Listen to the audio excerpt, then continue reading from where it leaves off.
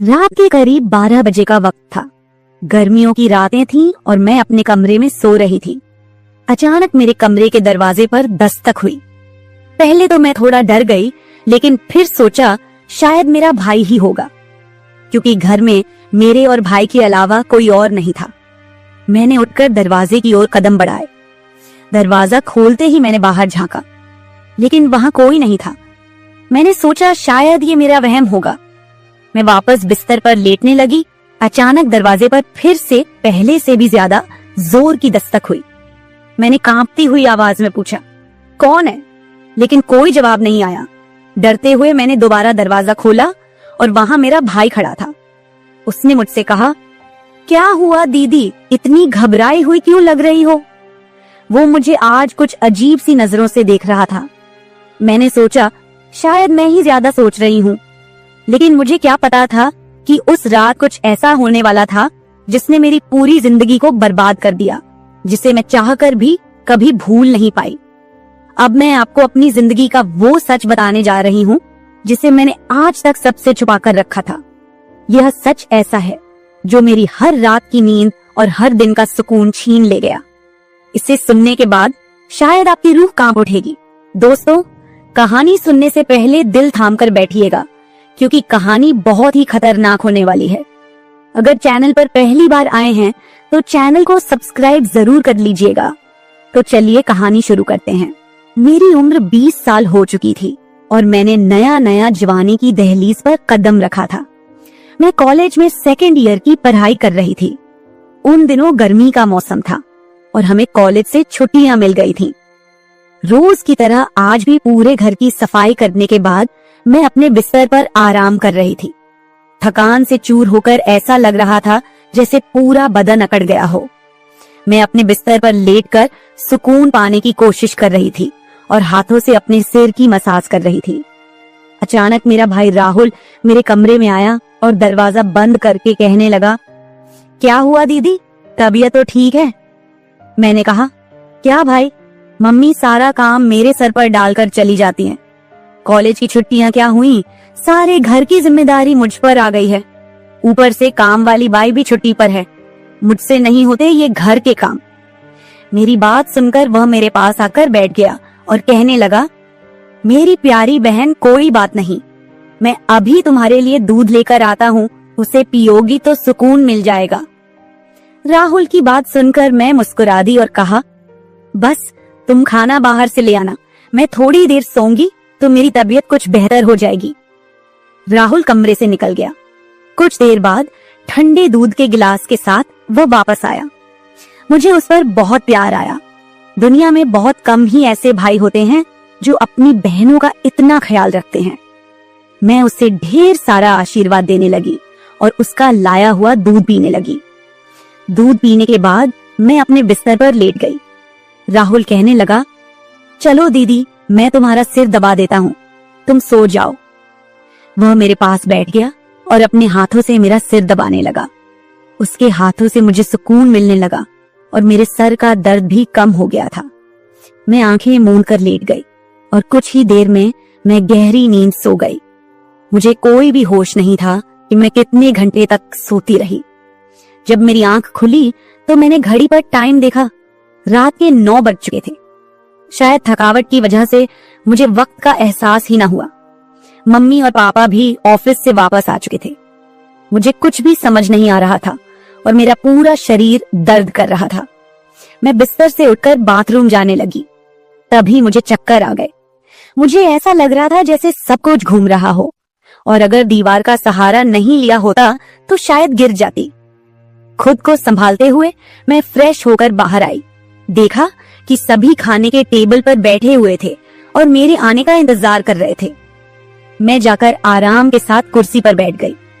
मेरी हालत काफी खराब हो चुकी थी और थकावट से मेरा पूरा बदन दर्द कर रहा था। राहुल ने देखा कि मैं थकी हुई हूँ तो तुरंत मम्मी से कहने लगा, मम्मी देखिए, अंजलि दीदी पर काम का बोझ थोड़ा कम डाला करे। अरे, अगर काम वाली नहीं आ रही तो उसकी जगह किसी और को रख ले। यह बेचारी सारा दिन काम करके थक जाती है। देखें तो इसकी रंगत भी पीली पड़ चुकी है। वाकई में मेरी हालत दिन ब दिन खराब होती जा रही थी। मम्मी और पापा दोनों ही काम करते थे, क्योंकि सिर्फ पापा की जॉब से घर का खर्चा चलना मुश्किल था। साथ ही हमारी पढ़ाई का खर्च भी काफी था, इसलिए मम्मी भी उसी कंपनी में काम करती थी जहां पापा। हम दोनों भाई बहन कॉलेज जाते थे, लेकिन गर्मी के मौसम में छुट्टियां होने की वजह से घर पर ही थे। मैंने एक बात नोटिस की थी कि पिछले कुछ हफ्तों से राहुल मेरे कुछ ज्यादा ही करीब होने लगा था। जब से मुझे कॉलेज से छुट्टियां मिली थीं, तब से वह मेरा कुछ ज्यादा ही ख्याल रखने लगा था। अगर मैं घर का कोई काम करती तो वह आकर मदद करने लगता। कभी कभी काम करते वक्त मुझे थकावट महसूस होती तो वह मुझे आराम से बिठाकर मेरा सिर दबा देता। जब मैं उसे मना करती तो वह हंसते हुए कहता, नहीं दीदी, तुम बहुत काम करती हो, अब मेरा हक बनता है कि तुम्हें सुकून दो। मैं उसे रोक नहीं पाती और चुपचाप लेटी रहती। लेकिन एक रात जो हुआ, उससे मेरे होश उड़ गए थे। क्या राहुल कभी ऐसा कर सकता था? मैं अपने कमरे में सो रही थी। आधी रात के करीब मुझे महसूस हुआ कि जैसे कोई मेरे कमरे में आकर खड़ा हो गया हो।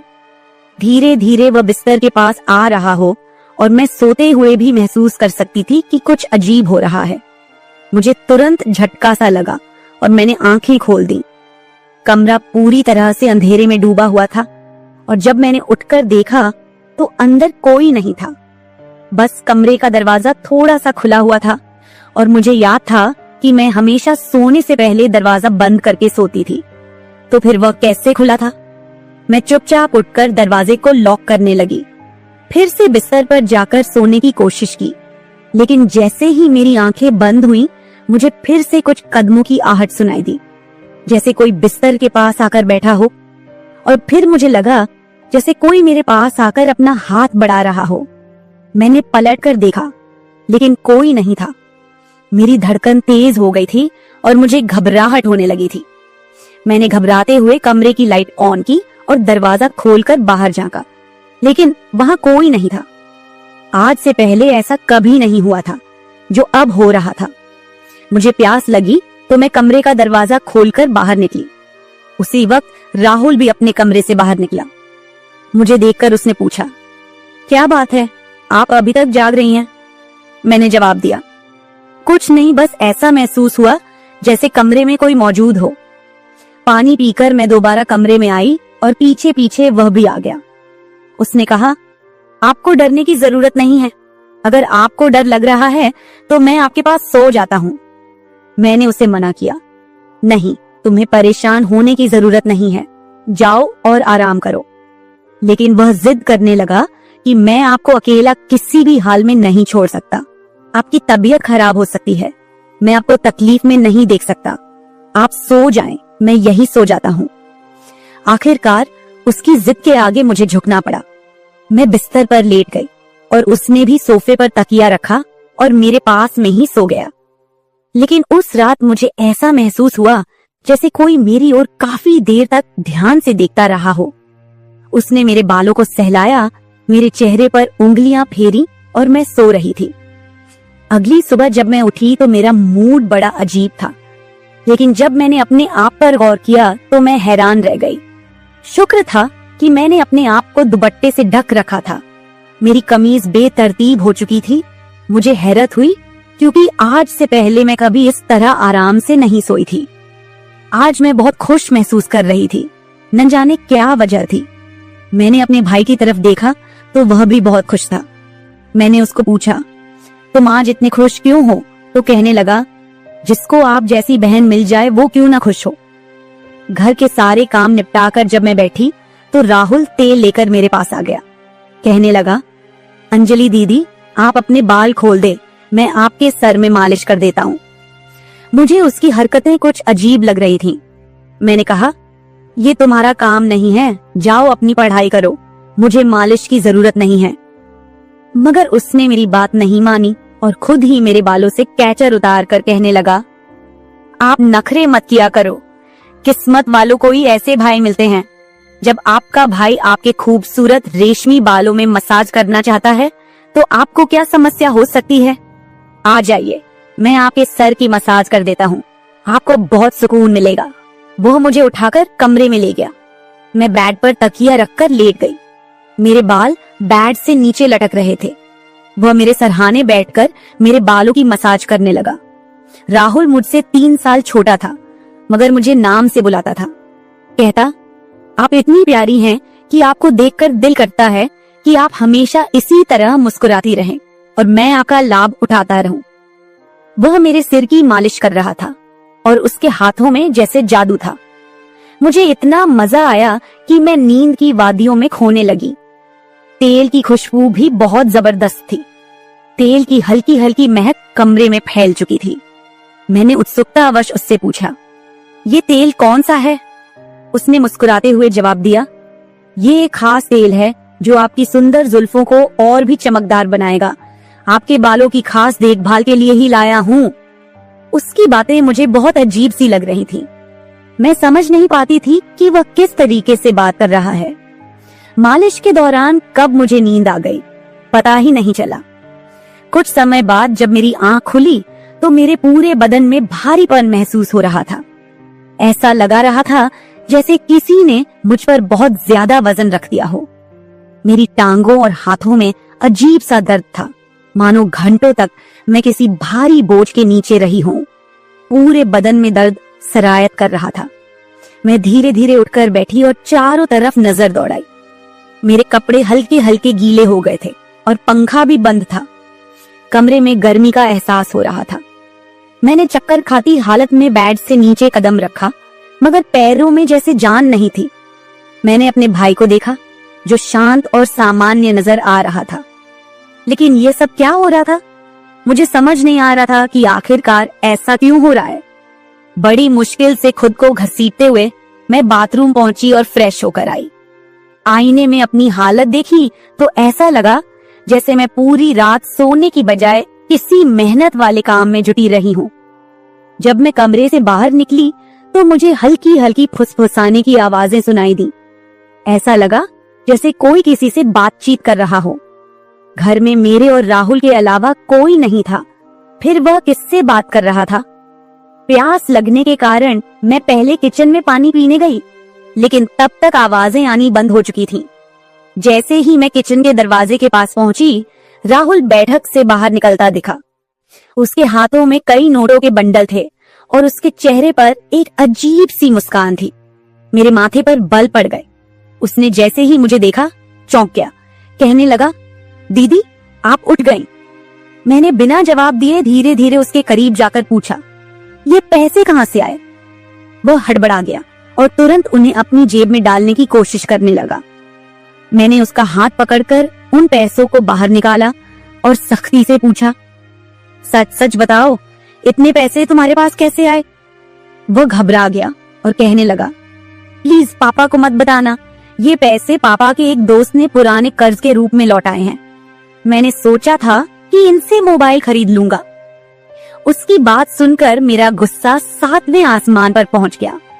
मैंने उसे डांटते हुए कहा, क्या तुम्हें घर की हालत का जरा भी अंदाजा नहीं है? मम्मी पापा दोनों इतनी मेहनत कर रहे हैं और तुम इन पैसों से मोबाइल खरीदने की सोच रहे हो। उसने शर्मिंदा होकर पैसे मुझे थमा दिए। मैंने वो पैसे रात को पापा को दे दिए। उस रात राहुल ने मुझसे एक भी बात नहीं की और जल्दी सोने चला गया। मैं अगले दिन किचन में काम कर रही थी जब राहुल अपने दोस्तों के साथ घर में दाखिल हुआ। मैं जितनी हैरान होती उतना ही कम था, क्योंकि वह अपने दोस्तों को सीधा लाउंज में ही ले आया था। उस वक्त मैं दुपट्टा उतारकर बर्तन साफ कर रही थी। जब वह सब हंसते हुए अंदर आए, मैंने तुरंत दुपट्टा ऊपर लिया और फिर राहुल को समझाने लगी कि यह क्या तरीका है? तुम जानते हो इस वक्त मम्मी पापा घर नहीं हैं, फिर भी इन लोगों को घर ले आए हो। राहुल मुस्कुराते हुए बोला, दीदी ये घर मेरा भी है और आपको कोई दिक्कत नहीं होनी चाहिए। वैसे भी ये मेरे खास दोस्त हैं, आप उनके लिए खाना बना दें। वह मुझसे काफी नाराज हो चुका था, मगर अब मैं क्या करती? खाना तो बनाना जरूरी था। मैंने मजबूर होकर खाना तैयार किया और टेबल पर लगा दिया। मैंने गौर किया कि उसके दोस्त बार बार मुझे घूरकर देख रहे थे। वे सभी राहुल की उम्र से बड़े थे और अजीब तरीके से घूर रहे थे, जैसे कच्चा ही खा जाएंगे। मैं तुरंत अपने कमरे में चली गई और दरवाजा बंद कर लिया। उनके जाने के बाद मैंने राहुल से कड़े शब्दों में कहा, दोबारा तुम्हारे दोस्त इस घर में नजर न आए, नहीं तो मैं मम्मी पापा को सब बता दूंगी। राहुल ने कुछ पल मेरी ओर देखा और फिर मुस्कुराते हुए बोला, ठीक है, वो नहीं आएंगे, लेकिन आप मम्मी पापा को कुछ मत बताइए। मुझे राहुल की हरकतें कुछ मुश्किल सी लगने लगी थी, क्योंकि वह मुझे अजीब तरह से देखने लगा था। उस रात मैं बिस्तर पर लेटी थी और आराम करने की कोशिश कर रही थी। अचानक मैंने महसूस किया कि मेरे पैरों पर किसी का हाथ था। मैं हड़बड़ाकर उठी और देखा कि राहुल मेरे पैरों को अपनी गोद में रखकर मसाज कर रहा था। मैंने उससे ऐसा करने से मना किया, मगर वह कहने लगा, मैं जो कर रहा हूँ मुझे करने दे। इस घर में एक मैं ही हूँ जिसे आपकी इतनी फिक्र है। मम्मी पापा को तो बस अपने काम की पड़ी रहती है। खैर, मैं भी थक चुकी थी। आंखें बंद की और सोने लगी। राहुल के हाथों मसाज करवाने से मैं नींद की गहराई में खोने लगी थी, मगर जब मेरी आंख खुली तो मेरे होश उड़ गए। मेरा सर बुरी तरह चकरा रहा था। बिस्तर की चादर बिल्कुल बेतरतीब हो चुकी थी। बिस्तर पर एक पुरुषों की शर्ट और परफ्यूम रखा हुआ था। यह सामान किसका था? मैं तो कुछ भी बोल नहीं सकी। सर में इतनी तेज दर्द था कि मैं दोबारा बिस्तर पर गिर गई, जैसे मैं पूरी तरह होश में नहीं थी। मुझे अब समझ में आने लगा था कि जब भी मेरा भाई उस तेल से मेरे सर की मसाज करता था तो मुझे इतनी गहरी नींद क्यों आ जाती थी। मुझे पास में किसी की फुसफुसाहट सुनाई दे रही थी, मगर कौन बोल रहा था यह मैं पहचान नहीं सकी। मुझे तो बस राहुल की आवाज सुनाई दे रही थी। ऐसा लग रहा था जैसे वह मेरे कमरे में मौजूद हो और मुझे उठाने की कोशिश कर रहा हो, लेकिन मैं कुछ भी साफ नहीं देख पा रही थी।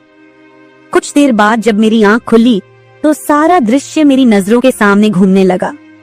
मैंने सबसे पहले बेड की तरफ देखा, जहां शर्ट और परफ्यूम पड़े थे, मगर अब वहां कुछ भी नहीं था। आज फिर मेरी हालत बड़ी अजीब थी। मैं बच्ची तो नहीं थी जो ये सब कुछ समझ ना पाती। घर में मेरे और राहुल के अलावा और कोई नहीं था। फिर मेरे सोने के बाद ऐसा क्या होता था कि मेरा पूरा शरीर पानी से नहला दिया गया हो। सिर्फ इतना ही नहीं, मेरा शरीर दर्द से चूर था और रंगत भी बिल्कुल पीली हो चुकी थी। दिन ब दिन मैं कमजोर होती जा रही थी। उस दिन भी राहुल मेरे करीब आने की कोशिश कर रहा था, मगर मैं बहाना बनाकर अपने कमरे में आ गई थी। दिमाग में अजीब से विचार आने लगे थे। तबीयत भी काफी खराब थी। माँ ने मेरी हालत देखकर पूछा, क्या बात है, तुम ठीक नहीं लग रही हो। मैंने कुछ नहीं कहा। माँ ने कहा कि अगले दिन वे मुझे डॉक्टर के पास ले जाएंगी। उस रात मैं बार बार उठ रही थी और ठीक से सो नहीं पाई। अगले दिन मेरे मम्मी पापा रोज की तरह अपने काम पर चले गए थे। उन्हें शायद मेरी परवाह नहीं थी। मैं खुद ही डॉक्टर के पास गई, जहां अल्ट्रासाउंड में पता चला कि मैं पेट से हूं। मेरे तो पैरों तले जमीन खिसक गई। आखिर यह सब मेरे साथ कौन कर सकता था? राहुल मेरा भाई था, लेकिन फिर मेरे दिमाग में यह बात आई कि वह मेरा सौतेला भाई है। वो माँ की दूसरी शादी से हुआ था, जबकि मैं उनकी पहली शादी की औलाद थी। इस तरह की बातें मुझे गलत सोचने पर मजबूर कर रही थीं। समझ नहीं आ रहा था कि कैसे अपने माँ बाप को यह बात बताऊं। राहुल मेरा सौतेला भाई जब मेरे पास बैठता तो कभी मेरा हाथ पकड़ता तो कभी मेरे गाल खींच देता। उसकी हरकतें मुझे परेशान कर रही थीं, लेकिन मैं उसको कुछ कह नहीं पा रही थी। मेरे दिमाग में यही सवाल गूंज रहे थे कि आखिरकार मेरे साथ ऐसा कौन कर सकता है। फिर मैंने एक दिन अपने कमरे में मोबाइल का कैमरा फिट करके रख दिया ताकि सच्चाई सामने आ सके। उस दिन हमारे माता पिता घर पर नहीं थे। राहुल फिर से मेरे पास आया और मेरे सिर की मालिश करने लगा। मैंने पूरी कोशिश की कि मैं न सोऊं, लेकिन वह तेल इतना अजीब था कि मैं उसकी खुशबू से बेहोश हो गई। 1 घंटे बाद जब मेरी आंखें खुली तो माँ पापा घर लौट चुके थे। मैंने सबसे पहले कैमरे की रिकॉर्डिंग देखी। जो कुछ मैंने देखा वह मेरे होश उड़ा देने के लिए काफी था।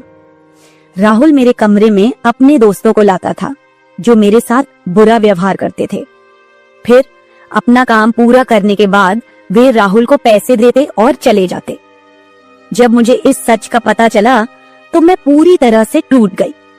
मैं गुस्से में अपने कमरे से बाहर आई और राहुल का गिरेबान पकड़कर मैंने उसे थप्पड़ मारने शुरू कर दिए।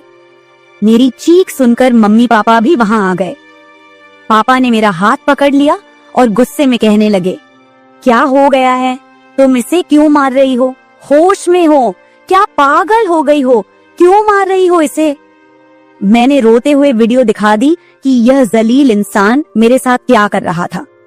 वीडियो देखते ही माँ बेहोश होकर जमीन पर गिर गई। ये देखकर पापा को भी बहुत ज्यादा गुस्सा आया। उन्होंने राहुल को गुस्से में पकड़ लिया और उसे बुरी तरह पीटना शुरू कर दिया। उसके मुंह और नाक से खून बह रहा था।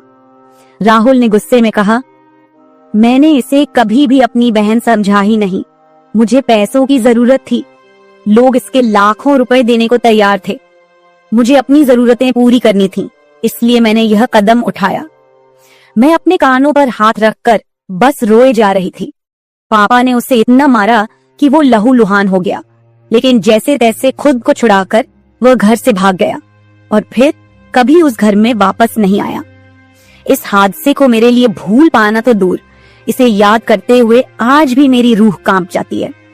भाई वही होता है जो आपके सगे खून का हो। किसी भी अनजान मर्द के सहारे अपनी बेटी को छोड़ना बहुत बड़ी भूल हो सकती है, क्योंकि कुछ शैतानी सोच रखने वाले लोग हर वक्त इस ताक में रहते हैं कि कब किसी मासूम की इज्जत से खिलवाड़ करें।